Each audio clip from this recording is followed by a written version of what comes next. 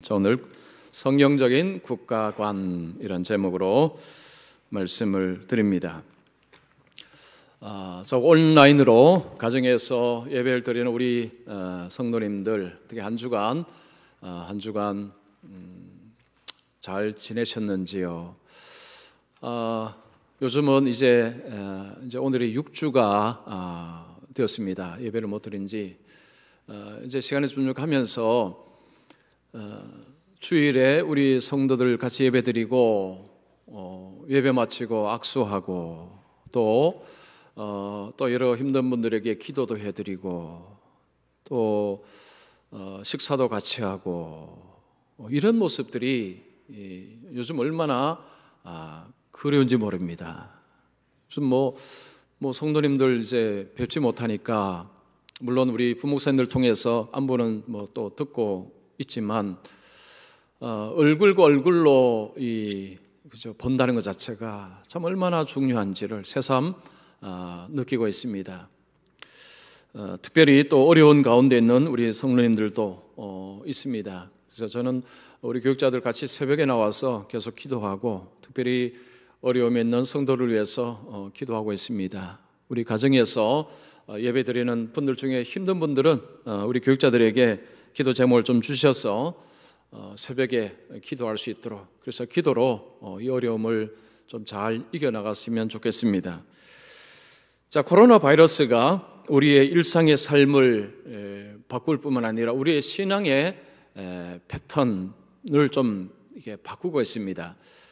제가 지난주에 한 설문조사를 접하고 이 우려가 현실이 되고 있구나라는 생각을 했습니다. 제가 설교노트에 그 설문조사를 두 가지를 적었습니다. 우리 4월 2일부터 6일까지 만 18세 이상 개신교인 1000명에게 조사를 했습니다. GN컴 리서치가 설문조사를 했습니다. 뭐 여러 가지가 있었는데 중요한 거 두 가지를 제가 한번 적어보았습니다. 자, 주일 예배를 어떻게 드리고 있는지를 물었습니다. 자, 이 코로나19 사태에서 주일 예배를 어떻게 드리십니까? 하니까 52.2%가 출석하는 교회에 온라인으로 예배를 드리고 있다 대답을 했습니다. 출석하는 교회 가서 현장 예배를 드린다는 분들이 13.6%. 아직도 그러니까 주일 날도 예배 드리는 교회들이 있기 때문에 현장에서 예배 드리는 분들도 계시고 가정 예배를 드린다는 분이 13.2%. 그리고 아예 예배를 드리지 않는다는 분들도 13%나 되었습니다. 자, 이 설문조사를 보면 가정 예배든지 온라인 예배든지 여러모로 어쨌든 모습은 다르지만 그래도 주일날 예배를 드린다는 분이 한 80% 정도는 됩니다. 그런데 한 13%는 이전에는 교회 가서 예배를 드렸는데 주일날 예배를 안 드리니까 아예 예배를 안 하고 있다. 그런 대답을 했습니다. 자, 그리고 코로나19 사태 이후에 예배 생활에 어떤 변화가 있을 것이라고 생각하느냐라고 물었습니다. 자, 이 대답이 좀 우리가 생각해야 될 것입니다. 한 85%는 이전처럼 교회 가서 예배를 드리겠습니다라고 대답을 했습니다. 100분에 한 85분이 기존의 대로 예배 드리겠다라고 했고요. 12.5%는 필요한 경우에 온라인 가정 예배로 대체하겠다라고 대답을 했습니다. 자, 이 대답에 좀 주목을 해야 됩니다. 지금 이 온라인 예배는 아니면 가정 예배를 드리는 시간이 이렇게 길어지면서 여기에 이제 적응이 된 거죠. 아하, 주일날 꼭 교회 가서 예배 안 드려도 되는구나. 이런 식으로 온라인으로도 예배를 드려도 되는구나. 이게 괜찮구나. 그래서 코로나 사태가 끝나도 온라인으로 예배를 할 가능성이 많다. 필요한 경우라는 것은 이제 그런 선택을 할 가능성이 많다는 것입니다. 그러면서 1.6%는 교회에 안 갈 것이다. 교회에 안 갈 것이다. 퍼센트지는 작습니다. 1.6%니까 100분 중에 한 2분 정도 될까요? 자, 근데 이 조사가 여러 가지 조사가 있는데 이 조사를 통해서 이제 사람들의 이 예배관, 주일관, 교회관이 조금씩 이제 변화가 일어나고 있다는 것입니다. 그런 예상을 좀 하긴 했는데 이제 이런 설문조사를 보면 이게 진짜 현실이 되고 있구나. 그래서 코로나19 사태가 끝나고 나면 세상도 바뀌겠지만 주일 모습도 좀 변화가 일어나겠다, 이런 생각을 해볼 수 있습니다. 그래서 저 같은 목회자는 이제 변화된 것을 이제 예측하고 어떻게 준비할 것인가, 이게 이제 중요한 숙제가 되고 있습니다. 우리 성도님들께서도 이런 코로나 사태 이후에 교회를 좀 생각하시면서 좀 기도를 여러분께서 좀 해주시면 좋겠습니다. 자, 오늘은 성령적인 국가관이라는 제목으로 말씀드립니다. 자, 제가 이 제목을 한 이유는 이번 주에 선거가 있기 때문입니다. 수요일에 국회의원 선거가 있습니다. 여러분 아마도 어제 오늘 선거 투표하신 분들 계실 것입니다. 자, 이 국회의원 선거는 굉장히 중요합니다. 이 국가의 중대사입니다. 자, 이 중대사를 앞에 두고 우리가 국가에 관해서, 나라에 관해서 어떻게 생각을 해야 되는지, 우리의 책임은 무엇인지, 이 부분을 좀 정리할 필요가 있겠다 생각해서 오늘 제가 이 말씀을 준비했습니다. 자, 우리는 하나님 나라의 시민이요, 이 땅에서의 시민이요, 국민입니다. 이중 국적이죠. 하나님 나라의 시민으로서의 삶은 설교를 많이 해서 이제 익숙합니다. 그러나 이 국가관에 관해서는 사실은 설교를 좀 많이 하기가 어렵습니다. 그래서 이 부분을 오늘 좀 말씀드리면서 국가의 중대사 앞에서 우리 그리스도인으로서 국가를 어떻게 이해를 해야 되는지, 이 투표에 어떻게 임하는 것이 좋은지, 이걸 오늘 좀 생각을 해보고자 합니다.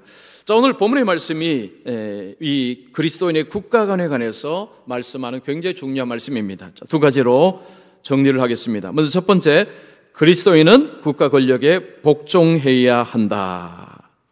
자, 오늘 말씀에 그리스도인은 국가 권력에 복종하라, 이런 말씀합니다. 자, 1절 보십시오. 각 사람은 위에 있는 권세들에게 복종하라. 위에 있는 권세는 정부를 말합니다. 정부, 국가 권력을 말합니다. 각 사람은 그리스도인을 말하는 거죠. 자, 그리스도인은 정부 권력, 정부, 국가 권력, 여기에 복종하라. 이 복종한다는 것은 자발적으로 순종하는 것을 말합니다. 그리스도인들은 국가 권력에 복종하는 것이 하나님의 뜻이다, 이런 이야기를 하는 것입니다. 자, 이 이야기를 들을 때 여러분 어떤 느낌이 드십니까? 혹시 마음이 조금 불편해지지 않습니까? 국가 권력에 복종하라. 좀 아마도 마음이 조금 불편해질 수도 있습니다. 로마 시대에 지금 바울이 이 이야기를 할 때 그 시대의 그리스도인들은 얼마나 불편했을까요? 우리보다 훨씬 더 불편했을 것입니다. 왜냐하면 지금 바울이 이야기할 때 이 정부는 로마 정부입니다. 로마 정부. 바울 시대 로마 정부는 순한 정부가 아닙니다. 기독교를 박해했던 정부입니다. 예수 믿는 자들을 핍박했던 정부입니다. 바울은 그 정부를 염두에 두고 국가 권력에 복종하라, 이런 이야기를 한 것입니다. 여러분이 만약 그 당시에 그리스도인들이라면 그 이야기를 들을 때 얼마나 마음이 불편했겠습니까? 아니, 지금 이런 악한 정부에게 복종하라니, 이거 우리가 잘못 들은 것이 아닌가, 이런 생각이 들 수 있습니다. 바울은 그런 정부를 염두에 두고 국가 권력에 복종하라, 자, 그런 이야기를 한 것입니다. 자, 그러면 도대체 왜 복종해야 되는가? 그 이유가 뭔가? 그게 두 가지입니다. 자, 먼저 첫 번째는 국가 권력은 하나님께로부터 오기 때문이다. 자, 그 말씀을 합니다. 1절 다시 보시면 중반절을 보십시오. 권세는 하나님으로부터 나지 않음이 없나니 모든 권세는 다 하나님께서 정하신 바라. 국가 권력은 하나님으로 의해서 주어진 것이다. 이 엄청난 이야기를 합니다. 국가 권력, 정부라는 것이 하나님으로 인해서 위임받은 것이다. 하나님의 위임받은 것이 바로 정부다, 국가 권력이다 라는 이야기를 합니다. 자, 그러면서 바울은 한 단계 넣어갑니다. 그래서 국가 권력에 저항을 한다는 것은 곧 하나님의 명을 거스르는 것이다. 하나님의 심판이 있을 것이다. 그런 이야기를 합니다. 2절 보십시오. 그러므로 권세를 거스르는 자는 하나님의 명을 거스름이니 거스르는 자들은 심판을 자취하리라. 하나님의 권세를 받은 국가 권력을 거스르면 하나님의 심판을 면치 못할 것이다. 이 표현은 더 불편함을 느낍니다. 더 불편하게 만듭니다. 하나님의 심판까지 이야기를 하는 것, 여러분 이해가 어떻게 잘 되십니까? 이해가 쉽지가 않습니다. 자, 바울이 지금 왜 이런 식으로 이야기를 할까 하는 의문이 생깁니다. 데이톤이라는 사람이 이런 이야기했습니다. 잘 들어보십시오. 형편없는 정부보다 더 나쁜 것은 무정부 상태다. 무정부 상태보다 형편없는 정부가 더 낫다 하는 것입니다. 정부의 권위에 순종하기를 거부하는 것은 곧 무정부 상태를 지지하는 것이다.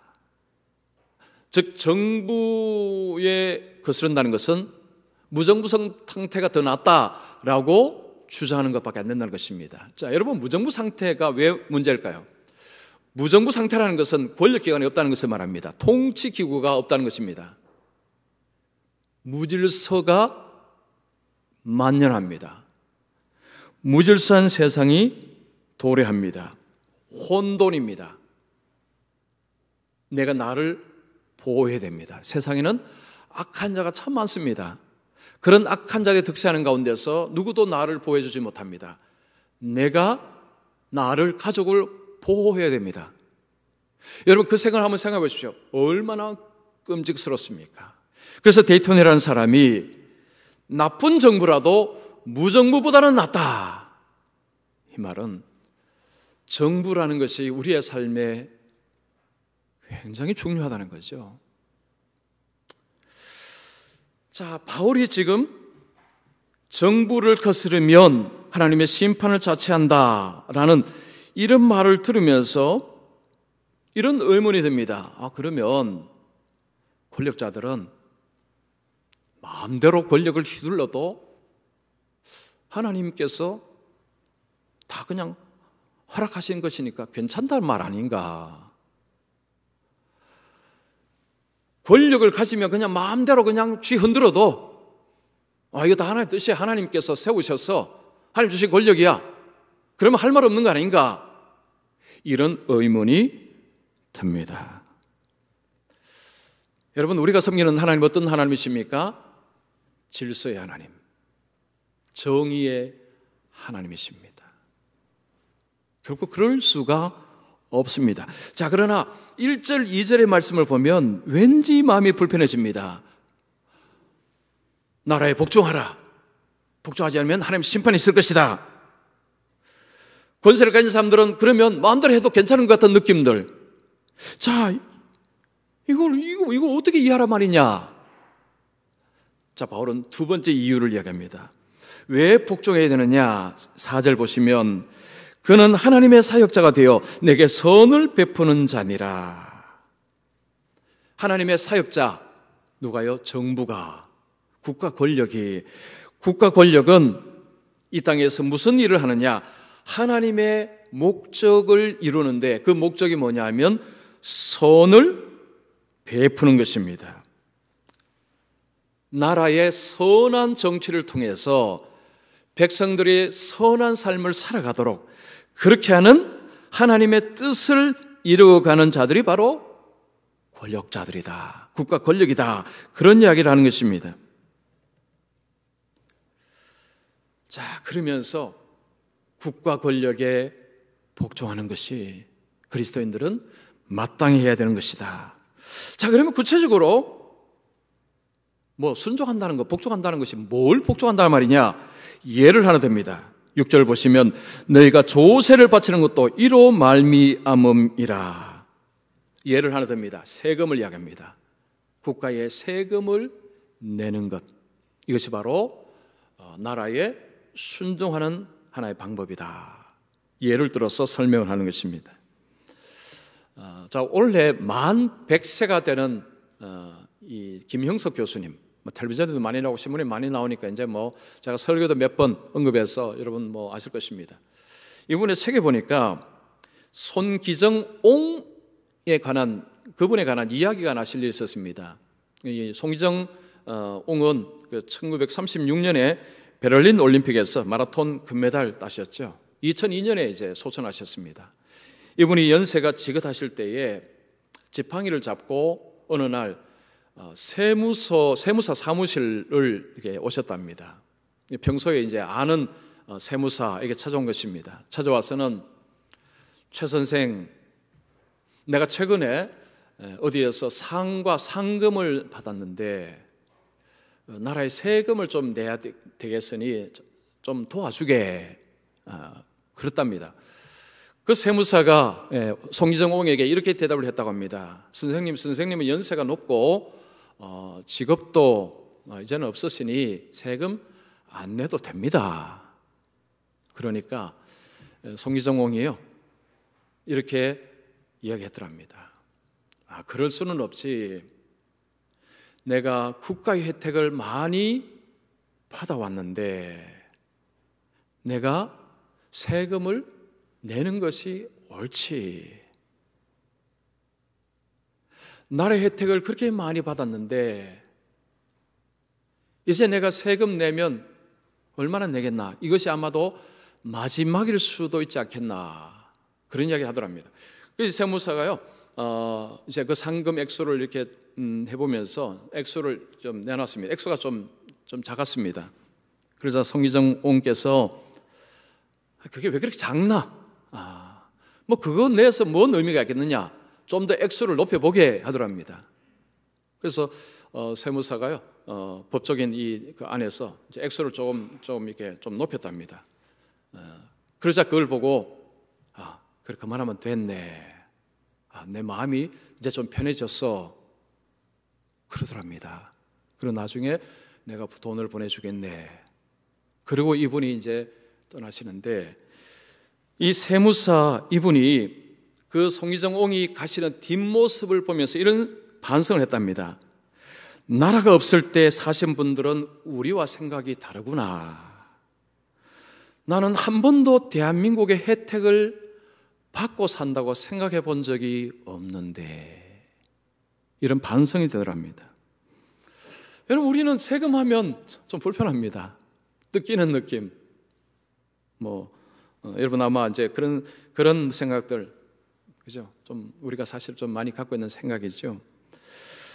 이 송기정 씨 같은 분들은 나라를 잃어본 경험, 나라 없이 살아본 경험이 있는 분들은 이 나라의 혜택이라는 표현을 씁니다. 근데 우리는 어떻습니까? 나라의 혜택보다는 당연하다고 생각하죠. 너무 뭐 당연한 거 아닌가? 그러다 보니까 국민으로서의 책임, 이 책임이라는 부분에 소홀해지고 있는 모습을 봅니다. 예수님도 세금 내라. 자, 그 말씀하셨죠. 마태복음 22장 21절에 가이사의 것은 가이사에게, 하나님의 것은 하나님께 바치라. 그리스도인이 국가의 권력에 따르는 것이 옳다. 그런 이야기합니다. 요즘 이제 정부에서 계속해서 이게 교회에 좀 협조를 구하고 있습니다. 그래서 2주 전에도 편지가 왔고요. 지난주에도 편지가 왔습니다. 지금 이제 정부가 강력 대응을 하고 있으니까 교회가 좀 협조해 주시면 좋겠습니다. 라는 국문이 편지가 2주 연속으로 왔습니다. 사실 최근에 우리 예수 믿는 사람들이 그 신문이나 방송이나 정부의 그 대응에 좀 불편한 것이 사실입니다. 너무 지나치게 예배를 강행한다. 예배는 드리는데 그걸 강행한다는 표현을 썼습니다. 이건 사실은 예배를 강요한다는 표현은 잘못된 표현입니다. 안 하는 것을 무슨 억지로 지금 뭐 어거지로 하는 것처럼, 예수 믿는 사람이 예배하는 것은 이거 자연스러운 것인데 강행한다는, 안 해도 될 것을 무리하게 한다는 이런 표현을 쓰고, 지나치게 교회를 너무 많이 마치 이 코로나 바이러스의 온상인 것처럼, 다 신천지인 것처럼 막 그렇게 할 때 많은 분들이 이거 종교 탄압 아니냐, 이런 좀 불편한 이런 좀 그런 생각들 사실 많이 가졌습니다.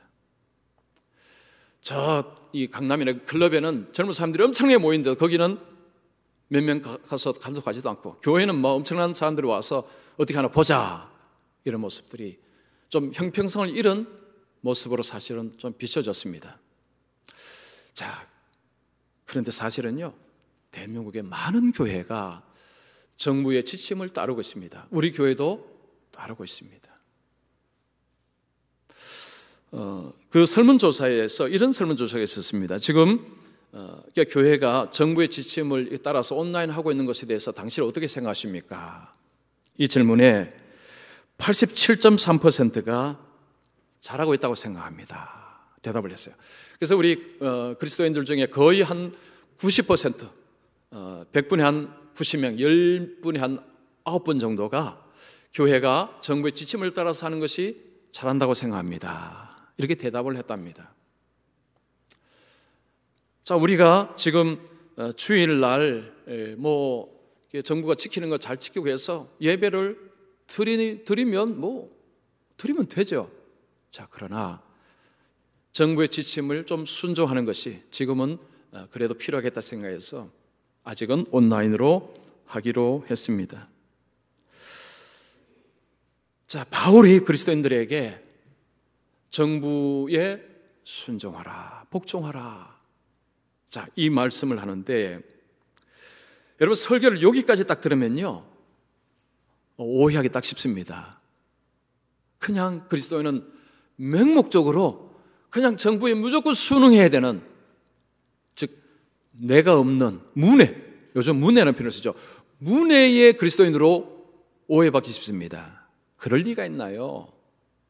그리스도인들은 옳고 그름을 가장 잘 분별하는 사람들입니다. 여러분 성경을 창세기부터 요한계시록까지 전부 이해를 해야 오해를 하지 않습니다. 설교도 끝까지 들어야 그렇구나, 이제 중요한 것은 지금부터입니다. 자, 두 번째입니다. 국가 권력이 하나님의 뜻을 거스를 때 그리스도인은 불복종해야 합니다. 자, 국가가 하나님의 뜻을 정면으로 거스를 때, 명백하게 거스를 때 그리스도인은 순종해서는 안 된다는 것입니다. 자, 오늘 말씀에 그런 의미가 어디 있느냐? 여러분 4절 보면 그는 하나님의 사역자가 되어 내게 선을 베푸는 자니라. 그리고 6절에 보면 하나님의 일꾼이라는 표현도 씁니다. 바울은 국가 권력을 하나님의 사역자, 하나님의 일꾼이라는 표현을 씁니다. 그래서 선한 일을 행하는 자가 국가 권력, 정부라는 표현을 하고 있습니다. 하나님께서 국가 권력을 세운 이유가 뭐냐? 위임한 것이 뭐냐? 하니까 선을 베풀기 위해서. 자, 그러면 선을 베푼다는 것이, 자, 오늘날 우리에게는 뭘 의미할까요? 정의를 실현하는 것입니다. 인권을 보장하는 것입니다. 자유를 수호하는 것입니다. 시장 경제 질서를 지키는 것입니다. 궁핍한 자를 돌보는 것입니다. 법률과 질서를 유지하는 것입니다. 이게 바로 선을 베푸는 것입니다. 하나님께서 국가에게 주신 이 권세를 가지고 선을 증진하는 데에 쓰라는 것입니다. 이 선을 증진할 때에 반드시 해야 될 것이 있습니다. 악에 대한 처벌입니다. 악에 대한 심판이 필요합니다. 그래서 4절에 다시 보시면 그는 하나님의 사역자가 되고 내게 선을 베푸는 자니라. 그러나 내가 악을 행하거든 두려워하라. 그가 공연히 칼을 가지지 아니하였으니, 이 칼이라는 것은 권력, 공권력, 힘을 말하는 것입니다. 곧 하나님의 사역자가 되어 악을 행하는 자에게 진노하심을 따라 보응하는 자니라. 국가는 권력이 있습니다. 이 힘이 있습니다. 강제력을 가지고 있습니다. 법률에 의해서 악을 행하는 자를 처벌할 수 있습니다. 거기에 권력, 힘, 폭력도 사용합니다. 최소한의 폭력입니다. 사람을 체포하는 것입니다. 구속하는 것입니다. 최소한의 폭력을 사용해서 악한 자를 처벌하는 기능이 국가에 주어진 기능입니다. 그래서 국가는 선을 조정하고 악을 처벌하고 이 기능을 가지고 있다는 것입니다. 하나님이 국가에 주신 사명이 바로 그렇다는 거죠. 자, 베드로도 동일한 말씀을 합니다. 베드로전서 2장 13절 14절 보시면 인간의 모든 제도를 주를 위하여 순종하되, 여기 중요한 것이 주를 위하여, 혹 위에 있는 왕이나 혹은 그가 악행하는 자를 징벌하고 선행하는 자를 보상하기 위하여 보낸 총독에게 하라. 국가의 기능 중요한 것은 선을 포상하고 선행하는 자를 포상하고 악행을 행하는 자를 징벌하고, 이 두 가지 기능, 이것이 바로 국가에게 주신 기능이라는 것입니다. 자, 그런데 만약 국가가 이 기능을 정면으로 거부한다면 그리스도인은 불복종해야 된다는 것입니다. 하나님의 뜻을 거스르고 악을 조장하고 선을 핍박할 때 하나님의 사역자가 아니고 사탄의 사역자가 된 것입니다. 사탄의 사역자에게 순종하는 것은 있을 수 없는 일입니다. 있어서는 안 되는 것입니다. 여러분, 성경에 보면 이런 불복종의 사례가 많이 나옵니다. 자, 신구약에 하나씩 한번 사례를 보겠습니다. 구약의 사례를 보면 첫 번째, 히브리 3파 십브라, 부하라는 이 두 히브리 3파 이야기 나옵니다. 이스라엘 백성들은 애굽의 압제 속에 있습니다. 바로가 무시한 명령을 내렸습니다. 히브리인들이 아들을 낳으면 3파들은 그 아들들을 죽이라고 했습니다. 그런데 이 십브라 부하는 그 왕의 명령을 정면으로 거스릅니다. 살려주었습니다. 그러자 왕이 3파들을 불러서 묻습니다. 내가 어찌하여 이같이 남자아기를 살렸느냐? 그때 3파들이 뭔 이야기했습니까? 우리가 가니까 히브리 여인들은 너무 건강해서 벌써 해산을 했습니다. 둘러댄 거죠. 왜 이 히브리 3파들이 이 왕의 명령을 거절했을까요? 하나님을 두려워했기 때문에. 출애굽기 1장 21절의 그 말씀이죠. 그 3파들은 하나님을 경외했으므로 하나님이 그들의 집안을 흥왕하게 하였더라. 그들은 하나님의 뜻을 더 우선순위에 놓았다는 거죠. 하나님의 뜻이 먼저다. 그래서 그들은 하나님을 두려워했기 때문에 왕의 명령을 거절했고, 하나님은 그들이 잘했다. 그래서 그들에게 복을 주셨다고 말씀합니다. 자, 신약에는 베드로와 요한의 사례가 나옵니다. 베드로가 요한이 부활의 주님을 막 선포하고 다닐 때에 이스라엘의 당국자들, 지도자들이 두 사람을 체포를 해서 감옥에 넣었습니다. 그 다음 날 지도자들이 두 사람을 신문합니다. 네 권세로 이렇게 하느냐라고 물었습니다. 그때 두 사람은 우리는 예수의 권세로 이것을 한다고 행했습니다. 그때 그들은 그렇게 해서는 안 된다, 하지 말라고 명령했습니다. 두 사람은 반대하며 이렇게 말합니다. 사도행전 4장 19절 보십시오. 하나님 앞에서 너희의 말을 듣는 것이 하나님의 말씀을 듣는 것보다 옳은가 판단하라. 하나님의 말씀 듣는 것이 더 옳다는 이야기죠. 우리는 하나님의 말씀을 우선시하기 때문에 너희들의 말을 들을 수가 없다. 불복종한다는 것입니다. 자, 하나님은 맹목적으로 정부에게 복종하라 이렇게 말씀하지 않았습니다. 여러분, 신구약 성경에 보면요, 이런 불복종의 사례가 정말 많습니다. 그리스도인들은 아무 생각 없이 그냥 나라가 시키면 시키는 대로, 위에 사람은 하라는 대로 그냥 무조건 따라하는 자들이 아니다는 거죠. 우리도 판단을 해야 됩니다. 옳고 그름, 진리 비진리, 하나님의 뜻 아닌 이것을 판단해서 하나님의 뜻이 아닐 경우에는 이건 잘못되었다, 라고 해야 한다는 것입니다. 자, 이번 국회의원 선거에서 누구를 뽑아야 되느냐? 자, 오늘 이 말씀을 가지고 하면 쉽게 좀 생각할 수 있습니다. 자, 국회의원은요, 입법자들입니다. 나라의 법을 바꿀 수도 있습니다. 굉장히 중요한 자들이죠. 그들이 하나님의 사역자로 일할 수도 있고요, 사탄의 사역자로 일할 수도 있습니다. 그래서 이 국회의원 선거는 예수 믿는 사람은 반드시 하셔야 됩니다. 뭐 어제 오늘 하신 분도 계시겠지만 수요일을 반드시 하셔야 됩니다. 이렇게 이야기하면 어떤 분은 그럼 예수 믿는 분들 찍으면 됩니까? 그렇지 않습니다. 교회를 다녀도 나중에 알고 보면 하나님의 뜻에 반대편에 서는 사람들도 있습니다. 그리고 교회를 안 다녀도 선을 위해서 일하는 사람들도 있습니다. 그래서 뭐 교회를 다닌다고 무조건 찍어야 된다, 저는 그런 이야기 하고 싶지 않습니다.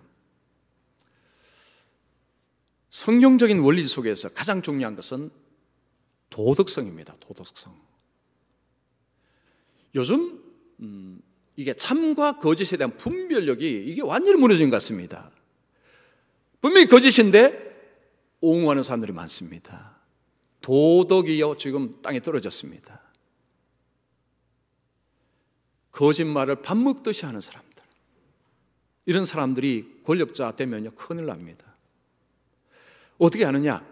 과거에 어떤 주장을 했는지, 지금 어떤 이야기를 하는지. 요즘은 미디어 시대라서요, 뭐 인터넷 들어가 보면 뭐 과거 했던 말 다 튀어나오고 지금 무슨 이야기 하는지도 다 나옵니다. 평소에 거짓말을 밥 먹듯이 하는 사람들 조심해야 됩니다. 그리고 남의 잘못은 막 파헤치고 자기 잘못은 대충 넘어가는 사람들, 도덕성이 문제있는 사람들, 옳고 그름을 분별하지 못하는 사람들, 나라의 전체를 위해서 일하지 않고 자기 편을 위해서 일하는 사람들도 있습니다. 위험한 사람들입니다. 나라를 전체를 보고 멀리 보고 무엇이 옳은지를 판단할 수 있는 사람들, 그런 사람들을 뽑아야 됩니다.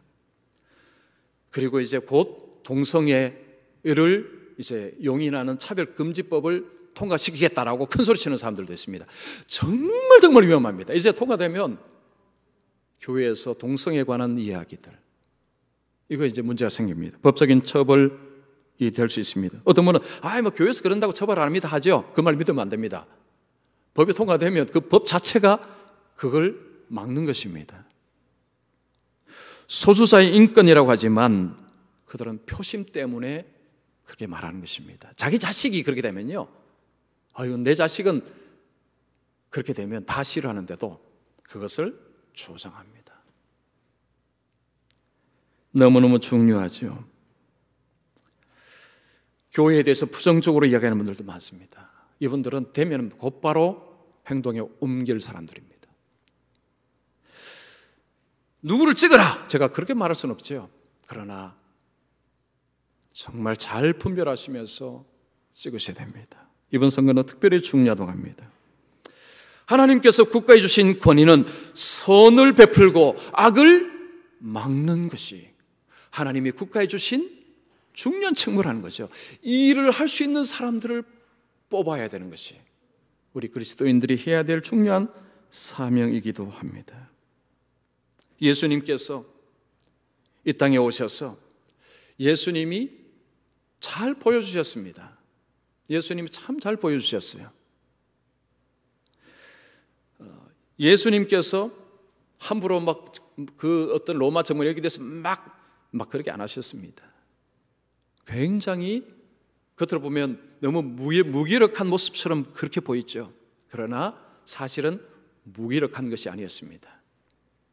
자, 우리 그리스도인들이 그저 잘 분별하면서 지금 세상이 어떻게 가는지를 잘 보고 기도하고 나라를 위해서 기도하고 또 교회를 위해서 기도하는 것이 오늘날 정말 필요한 그런 기도의 제목입니다. 그래서 이번 한 주간 기도하시면서 또 투표도 잘하시고 요즘 힘들고 어려울 때 그렇죠? 기도가 참 정말 필요할 때입니다.